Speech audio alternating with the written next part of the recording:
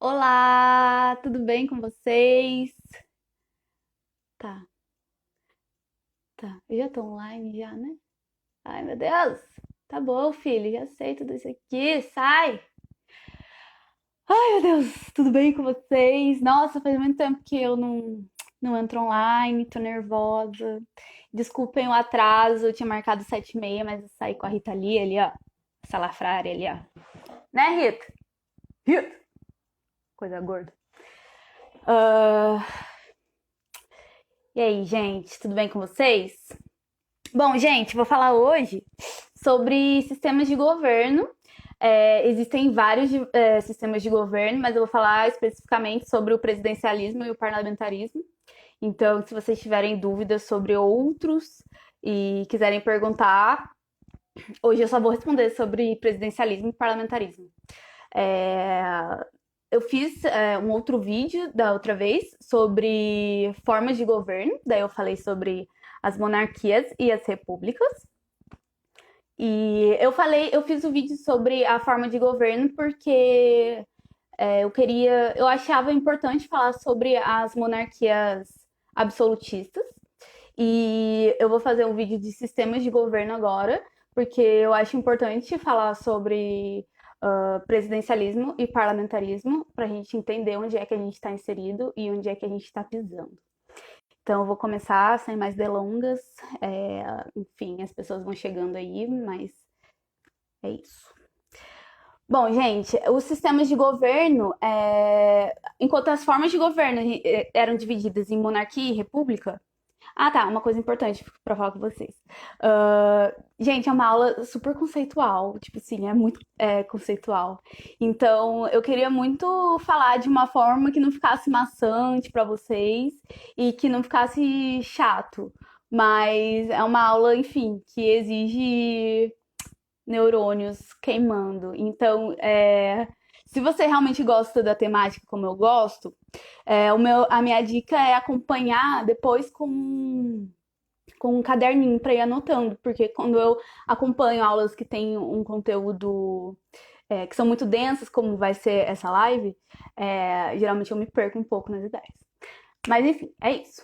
Para elaborar, eu usei o livro do Paulo Bonavides, Ciência Política, da editora Malheiros, e também levei em consideração as aulas do professor, que é um juiz federal, e meu professor de constitucional da pós-graduação, é o Marcelo Tavares, que é incrível, é o melhor professor que eu já tive de constitucional, sem dúvidas. E para quem gosta da matéria e quer se aprofundar, é a matéria de teoria geral do Estado. Tá, pronto, é isso. Agora vamos começar. Gente, sistemas de governo.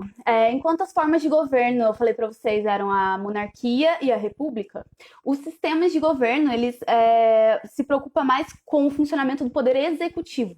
Então, se a gente for pensar na separação de poderes, né, que existe poder legislativo, executivo e judiciário. O executivo é aquele que administra a máquina estatal e geralmente é aquele, dependendo do sistema adotado, é aquele que faz a representação do Estado soberano no plano internacional.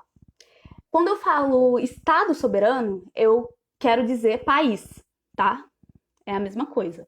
Só para vocês terem uma noção, para quando eu falar Estado, não tô falando tipo São Paulo, não sei o quê. Eu tô falando do Estado Brasil, é o Estado soberano, enfim. Então, dito isso, o sistema de governo se preocupa com o funcionamento do poder executivo, da forma administrativa da máquina, do chefe de Estado e governo. E para começar, então, eu vou falar do parlamentarismo. Aí eu vou elencar todas as características, aí depois vou falar do presidencialismo. Vou elencar as características, vou fazer um comparativo entre os dois. Aí depois vou falar as vantagens e desvantagens do parlamentarismo. Vou fazer um panorama do parlamentarismo no Brasil. Depois vou falar as vantagens e desvantagens do presidencialismo e vou fazer um panorama do presidencialismo no Brasil. Então, como falei, é bastante denso. Eu aconselho que vá anotando junto para não se perder tanto. O parlamentarismo, a formação histórica do parlamentarismo não foi uma coisa assim do dia para a noite. É um sistema que foi criado na Inglaterra mas foi fruto de uma evolução histórica. Era adotada a monarquia absolutista, né? A coroa tinha a prevalência ali do governo e todas as decisões eram feitas por parte da coroa. Mas daí, esse sistema absolutista começou a entrar em crise, principalmente através de 3 reis que foram nomeados que não eram nem ingleses. O mais marcante deles foi o Jaime I, que era alemão. Ele não falava inglês, ele não entendia o inglês, ele não tinha interesse em entender e ele nunca estava presente ali. Então, tudo isso deixou muito claro que a coroa não se importava com o povo inglês. Toda essa situação gerou um racha na aristocracia. Então, uma parte da aristocracia permaneceu ligada aos interesses da coroa, defendendo o absolutismo monárquico, enquanto uma outra parte da aristocracia se ligou com a burguesia. Então, a partir do momento em que se liga com a burguesia, o parlamentarismo meio que se consolida ali no Bill of Rights, com o surgimento do Bill of Rights, com João Sem Terra, e com a criação da Câmara dos Comuns, além da Câmara dos Lords. Então, a Câmara dos Comuns seria a primeira experiência parlamentarista do mundo, digamos assim. Esse foi o panorama histórico de criação do parlamentarismo. Agora, como características principais assim, do parlamentarismo, acho que é importante falar da separação entre o chefe de Estado e o chefe de governo. O que é o chefe de Estado e o que é um chefe de governo? O chefe de Estado, ele geralmente é responsável pelas questões diplomáticas de um Estado soberano. Então, é aquele que, por exemplo, faz a representação diplomática frente a outros países, tá? Eu até anotei aqui na Constituição as atribuições do presidente, porque o presidente acumula 2 funções, né? De chefe de Estado e de chefe de governo. Se vocês quiserem ver, no artigo 84 da Constituição, tem as competências do presidente. Aí eu coloquei aqui, deixa eu ver. Celebrar paz, autorizado com referendo do Congresso Nacional, é uma função de chefe de Estado. Manter relações com estados estrangeiros e acreditar seus representantes diplomáticos, chefe de Estado. Celebrar tratados, convenções e atos internacionais. Então, tem a ver mais com o plano internacional.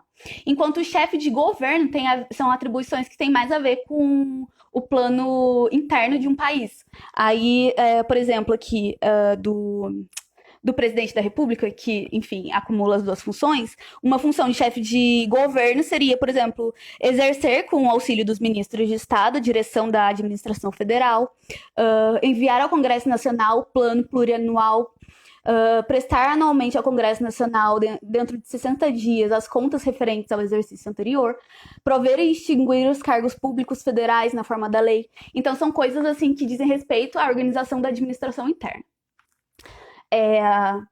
Bom, isso posto, agora que vocês entendem o que é chefe de Estado e chefe de governo, no parlamentarismo, essas funções são exercidas por 2 pessoas diferentes. Se for adotado um parlamentarismo republicano, né, digamos assim, pode ser o chefe de Estado, pode ser o presidente. Agora, se for uma coisa mais consular, assim, vai ser o rei, no caso. Se for uma monarquia constitucional, vai ser o rei. E a chefia de governo é exercida pelo primeiro-ministro, ou então por um cônsul, como é o caso da Angela Merkel, na Alemanha. Agora sobre a coordenação entre o executivo e o legislativo. No parlamentarismo não vigora a separação de poderes, propriamente dita, de executivo, legislativo e judiciário. Por quê? Porque o parlamentarismo é representado pelo poder legislativo, aquele que elabora e aprova as leis. O povo escolhe os membros do parlamento. E o parlamento escolhe o primeiro-ministro, que é o membro do executivo. Então, existe uma influência direta do legislativo dentro do executivo, sabe? Eles não são coisas separadas. Depois eu vou falar do presidencialismo, e daí vocês vão entender. Isso gera uma certa um controle maior do legislativo frente ao executivo, né, frente ao governo, porque o parlamento ele pode mover um negócio chamado moção de desconfiança, quando o primeiro-ministro está em desacordo com o parlamento, e daí ele pode derrubar o primeiro-ministro. O que é não uma prática, uma ferramenta, digamos assim, um artifício, digamos, do parlamentarismo menos agressivo às instituições do que o impeachment, por exemplo. E a responsabilidade dos ministros no parlamentarismo, os ministros respondem pelos seus atos e pelas suas pastas, tá? Porque no presidencialismo vocês vão ver que não é assim.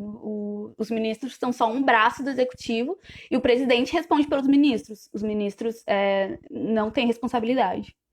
E o primeiro-ministro também não fica lá por um tempo certo, igual aqui o presidente está vinculado à legislatura, que tem a duração de 4 anos. No parlamentarismo, não. O primeiro-ministro fica lá por um tempo indeterminado e o Congresso, enfim, o parlamento pode mover uma moção de censura e pode, inclusive, derrubar o primeiro-ministro. Agora, as características do presidencialismo. Eu falei sobre o panorama histórico, né, do parlamentarismo, que não foi algo assim do dia para a noite, não foi uma decisão política, mas foi um contexto histórico que levou à formação do parlamentarismo. Agora, o presidencialismo, ao contrário, foi uma decisão política. Ele surgiu em 1787, na Convenção da Filadélfia, nos Estados Unidos, e entrou em vigor pela primeira vez em 1789, no governo do George Washington. E essa é a razão, inclusive, pela qual o presidencialismo é o principal sistema de governo da América, porque estamos sob a influência dos Estados Unidos. Ele eram perseguidos, né? Foi uma reunião ali das 13 colônias, que eram formadas principalmente por protestantes perseguidos da Inglaterra. E então o principal princípio que rege a base do presidencialismo é a liberdade e a separação de poderes. Aqui, ao contrário do parlamentarismo, a função do chefe de Estado e chefe de governo, que eu já expliquei o que é acumulado em uma pessoa só, que é a figura do presidente. Além disso, os ministros, eles são meros auxiliares do presidente, eles são um braço do executivo e ocorre uma livre nomeação e exoneração dos presidentes e das pastas, igual vocês viram, por exemplo, no governo do Bolsonaro. Quantos ministros da saúde a gente teve? Por que isso acontece? Porque são cargos de livre nomeação e exoneração, e os ministros só respondem ao Bolsonaro. Eles não respondem penalmente ou civilmente pelos próprios atos. O chefe deles é unicamente Bolsonaro. No presidencialismo vigora o sistema de separação de poderes ali estrito, que é o executivo, o legislativo e o judiciário, que eu expliquei bem no comecinho. Claro que existe isso, né? O executivo administra, o legislativo faz as leis e o judiciário julga o conflito entre os outros poderes e estabelece um equilíbrio, mas também existem as funções atípicas dos poderes, já que um intervém no outro através dos freios e contrapesos para poder manter o equilíbrio. O presidente exerce um mandato por tempo certo, tá? Ao contrário ali do primeiro-ministro, que não tem uma duração certa. Então, fazendo um comparativo, eu fiz um quadrinho aqui, se vocês quiserem, depois eu vou postar no meu stories. Eu coloquei aqui a origem, rememorando tudo que eu acabei de falar. No parlamentarismo, a origem foi a divisão de parte da aristocracia e o rompimento com a coroa e a união ali com a burguesia. E o presidencialismo foi uma decisão política ali da Convenção da Filadélfia em 1787. O executivo, no presidencialismo, ele o chefe de Estado e chefe de governo é reunido na figura de uma única pessoa, o que gera a responsabilidade penal desse representante, e ele é tirado ali por meio do impeachment, que é um instrumento muito agressivo às instituições, que coloca as instituições bastante em risco, ao contrário do que ocorre no parlamentarismo, que o chefe do executivo é uma pessoa e o chefe do governo, o chefe de Estado é uma pessoa e o chefe de governo é outra pessoa. E caso o parlamento esteja descontente com o chefe de governo, eles podem mover a moção de censura, que é um instrumento muito menos agressivo do que o impeachment. Tipo, não precisa parar o país para mover a moção de censura, é uma coisa mais, enfim, silenciosa e rápida. E aqui também existe uma responsabilidade penal e política do governante, tá? Enquanto no presidencialismo só existe uma responsabilidade penal do governante, do chefe do executivo. A relação entre o executivo e o legislativo no presidencialismo tem a separação dos poderes, né? Se funda no princípio ali da independência. E no parlamentarismo não existe essa separação dos poderes e o princípio que rege é a cooperação entre o executivo e o legislativo. O presidente da República, já falei isso aqui, e os ministros no presidencialismo são de livre nomeação e exoneração, enquanto no parlamento eles respondem pelos seus atos e têm responsabilidade penal. Agora, eu vou falar dos argumentos favoráveis e desfavoráveis ao parlamentarismo. Argumentos favoráveis ao parlamentarismo. Ocorre uma separação de função entre o chefe de Estado e o chefe de governo. O que seria bom, porque não acumula, não ocorre uma personificação do poder, que pode degringolar para o autoritarismo. Existe um controle maior do governo pelo parlamento. E ele tende a ser mais democrático, já que o governo tem que sempre prestar contas ao parlamento. Esses são os argumentos a favor. Eu não necessariamente concordo com eles, mas, enfim, são esses. Tem alguns outros também que eu vou trazer daqui a pouco, que eu acho interessante. E os argumentos desfavoráveis ao parlamentarismo. Ele pode ser instável, já que o parlamento pode a qualquer tempo mover moção de censura e derrubar o primeiro-ministro. Ele não se adequa à existência de muitos partidos políticos, do pluripartidarismo, porque o parlamento ele tem que se reunir para escolher o primeiro-ministro. Então, se existirem muitos partidos políticos, o parlamento vai ter um racha. E daí vai ser difícil escolher um primeiro-ministro e manter a unidade da instituição e do governo. E outro argumento desfavorável é que a estrutura parlamentarista dificulta um pouco a tomada de decisões rápidas pelo executivo, já que tem sempre que passar pelo crivo ali do parlamentarismo, que o executivo responde ao parlamentarismo, então existe um predomínio ali do legislativo frente ao executivo. O parlamentarismo é importante ressaltar que ele pode se adequar tanto à forma monárquica, tá? Que é o exemplo do parlamentarismo inglês, belga e espanhol no mundo atual, ou ele também pode se adequar, o parlamentarismo pode se adequar também à forma de governo republicano, que é o exemplo da Alemanha, tá? Que eu falei no comecinho, mas eu fiquei um pouco confusa quando fui falar. E, bom, o parlamentarismo é o sistema preferido da grande Europa ali, né, do velho continente. Que, enfim, todos os continentes são velhos, mas a gente convencionou em falar velho continente. No mundo, ao todo, são 17 repúblicas e 26 monarquias que adotam ali o parlamentarismo. Algumas explicações para isso é que o parlamentarismo representaria ali um apogeu das liberdades individuais, né, que representa ali o rompimento com a monarquia absolutista e com a coroa. Ele representa um triunfo do regime representativo sobre o poder absoluto das coroas. Ele representa também um freio à onipotência da vontade popular, já que ele seria uma democracia mais moderada do que o presidencialismo, porque o executivo não é escolhido direto pelo povo, mas ele é escolhido pelo parlamento. Então, é uma escolha indireta do executivo. E tem também, gente, aprofundando um pouquinho mais, eu sei que vocês aguentam, tipo, força e foco, a gente vai conseguir. Existe uma distinção entre o parlamentarismo monista e o parlamentarismo dualista. O que é isso? Quando, ali no comecinho, na Inglaterra, que houve o rompimento com a coroa, foi adotado o parlamentarismo dualista, que também é chamado de aristocrático burguês. Por que é aristocrático burguês? Porque uma parte da aristocracia rompeu com a coroa e se ligou à burguesia. E a burguesia ascendeu na Revolução Francesa, etc. E daí formou esse sistema, com a criação da Câmara dos Comuns e da Câmara dos Lords. O parlamentarismo dualista, ele foi substituído com o tempo pelo parlamentarismo monista, tá?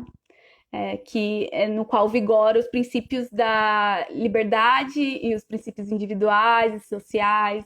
Então, os parlamentarismos atuais são todos monistas, ok? Isso é interessante que vocês saibam, mas é mais a título de aprofundamento. Tem também umas outras críticas que eu gosto muito, gente, que eu vou trazer para vocês, mas, por favor, não fiquem chateados comigo, porque é muito conteúdo mesmo. Que umas críticas e uns contrapontos, logo rebatendo essas críticas, que eu acho que é interessante também para vocês terem, para ficar bem aprofundadinho. Que a instabilidade o sistema parlamentar estaria sujeito a muita instabilidade. E daí, as pessoas que defendem esse argumento trazem o exemplo da Terceira República Francesa, que num período de 65 anos, de 1875 a 1940, teve nada mais nada menos do que 105 ministérios. Então, eles defendem que é um sistema muito instável. Aí, os que rebatem esse argumento defendem que essa instabilidade ela é mais aparente do que real, porque apesar de terem sido 105 ministérios em um período de 65 anos, durante o mesmo período vigorou apenas uma Constituição e não houve nenhuma revolução. Então, o parlamento seria, sim, uma instituição estável. E eu não concordo e nem discordo com nenhum. Eu trago a informação para vocês montarem a opinião de vocês. E tem uma outra corrente que defende que o parlamentarismo monista, que é aquele que foi adotado com o advento das liberdades, dos direitos individuais e sociais, que foi em substituição ao parlamentarismo dualista, esse seria a razão da crise institucional. E que, se a gente adotasse novamente o parlamentarismo dualista, isso seria a solução para a estabilidade da crise. E daí quem rebate esse argumento defende que você não pode substituir um sistema por outro pelo mera insatisfação de uma determinada parcela da sociedade insatisfeita. Porque se você fizer isso é a receita para que um sistema seja fadado ao fracasso. E eu gosto muito desse argumento porque eu acho que se aplica muito à experiência brasileira do parlamentarismo, que eu vou falar agora. Como que aconteceu o parlamentarismo no Brasil? Qual foi a experiência parlamentar no Brasil?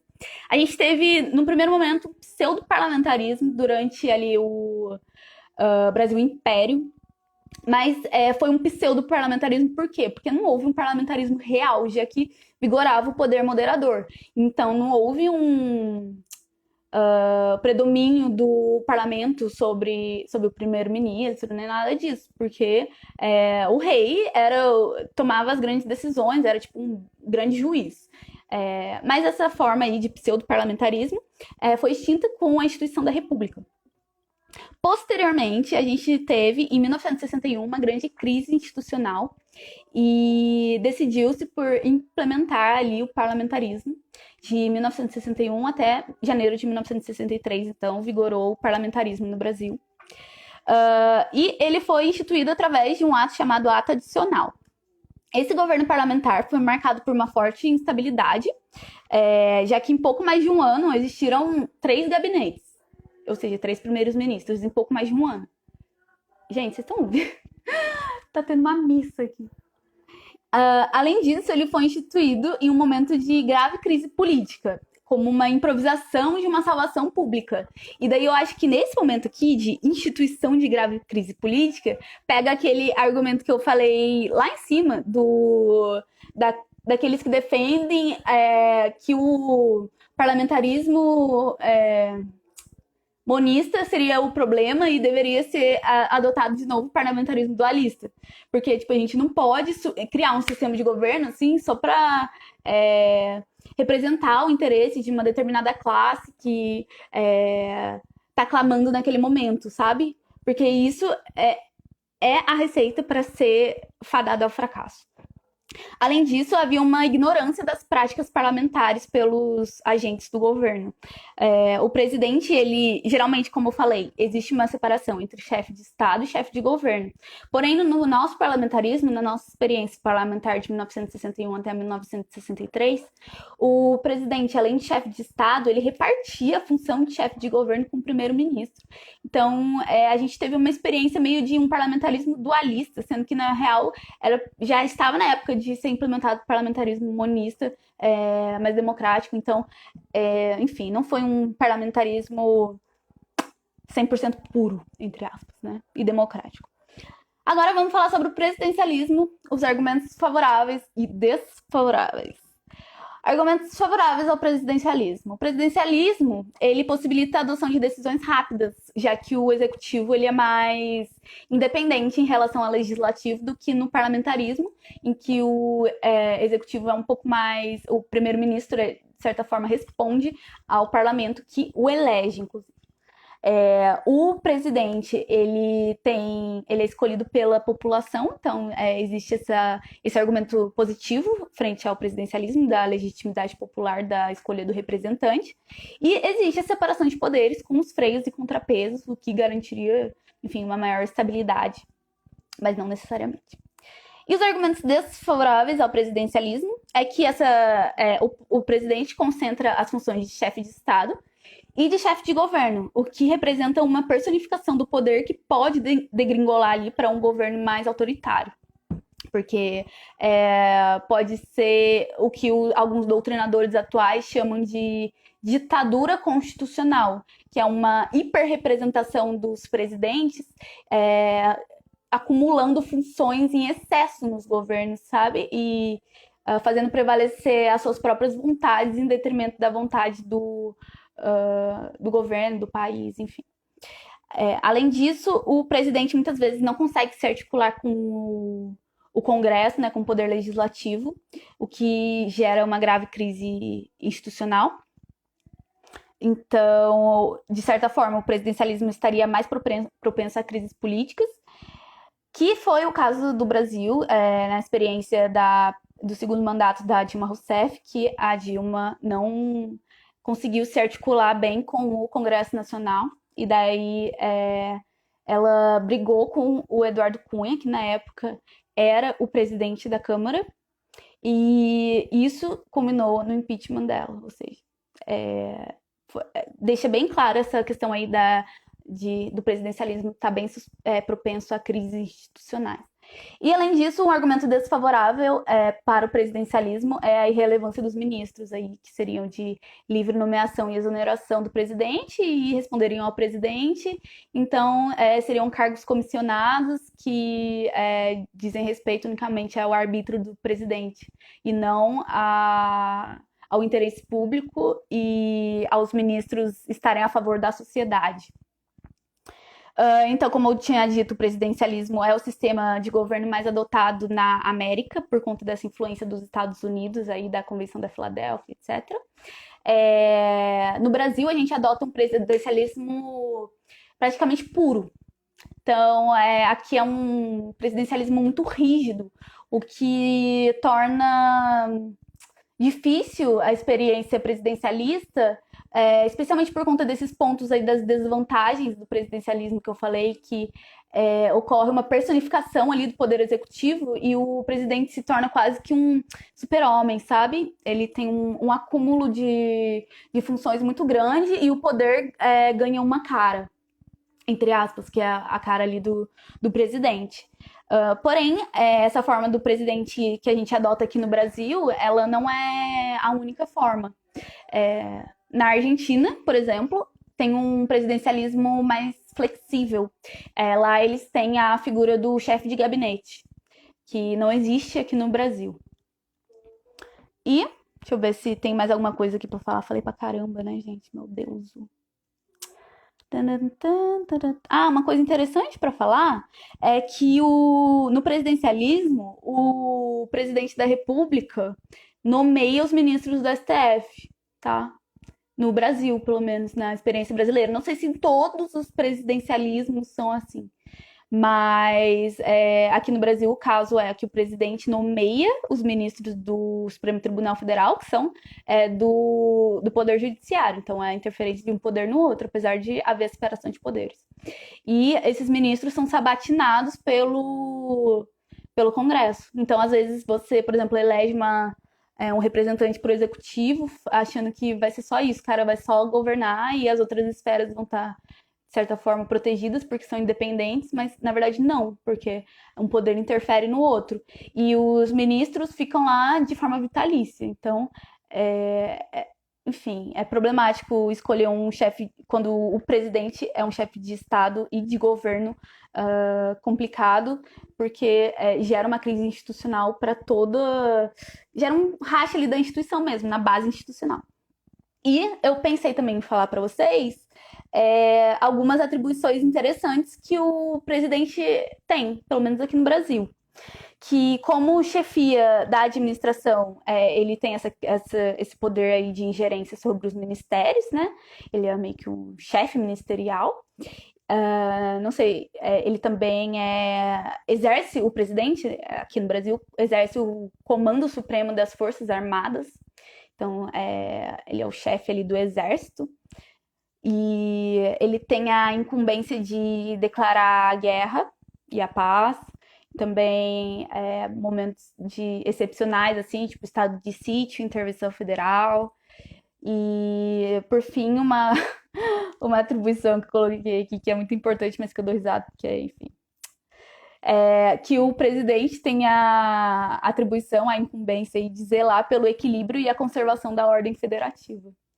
Então, se vocês quiserem ver todas as atribuições presidenciais, é só olhar a Constituição no artigo 84, tá? E, bom, gente, foi isso. Eu falei aí do parlamentarismo, do presidencialismo, coloquei as características, comparei os dois, falei os argumentos favoráveis, desfavoráveis, as experiências, a experiência no Brasil, né? Algumas experiências no mundo. Ainda no parlamentarismo coloquei alguns argumentos e contrapontos a esses argumentos. Aí falei agora das atribuições do presidente da República, do artigo 84. E vai ser isso que eu vou falar hoje, porque eu acho importante a gente entender essas experiências. E, tá, uma coisa importante. Você acha que seria plausível, possível a implementação de parlamentarismo no Brasil? Seria a solução para a crise brasileira a implementação de parlamentarismo no Brasil? Eu entendo particularmente, não sou nenhum especialista, sou uma mera estudante, mas eu entendo que não, porque a gente no Brasil tem o pluripartidarismo. Então, não seria um parlamentarismo estável, entre aspas, porque o parlamentar, a gente tem que lembrar que o parlamentar escolhe o primeiro-ministro. Então, seria muito difícil para um parlamentarismo rachado, como seria o nosso, pensando que a Câmara dos Deputados se transformasse no parlamento, haveriam as coligações ali, e daí, como que dali vai sair um primeiro-ministro? Como é que eles vão entrar? Eles vão entrar em sintonia, sabe? Então, eu não entendo que uma experiência parlamentarista seja possível com os atuais atores aí, com os políticos atuais. Só se a gente, enfim, fizesse uma reforma, tirasse todo mundo, colocasse pessoas novas e etc. Entendo particularmente que a solução, como eu já falei no vídeo de formas de governo, né, da monarquia e república, entendo particularmente que a solução seria a educação das pessoas, porque apesar de todo mundo ser cidadão, poucas pessoas têm a educação para entender onde elas estão inseridas. Então, acho que o provir consciência e educação para as pessoas para entender, para que elas entendam qual é o papel delas como cidadãs, né, e qual o sistema no qual elas estão inseridas, talvez seja a saída para um país melhor. E esse é meu intuito, inclusive, fazendo as lives para que, enfim, levar informação para vocês, para que vocês entendam qual é o sistema de governo, qual é a forma de governo e, enfim, acho que a minha próxima live vai ser sobre democracia. E por curiosidade aí para vocês, caso vocês queiram saber, além do parlamentarismo e do presidencialismo, existe também o semipresidencialismo, que é um sistema de governo E existe também o sistema de governo diretorial, que é adotado na Suíça, por exemplo. É muito particular da Suíça, em que as escolhas são tomadas, na verdade, por um diretório ali, tá? Não é nem por um parlamento e nem por um presidente, é por um diretório ali, um conselho de diretores nomeado.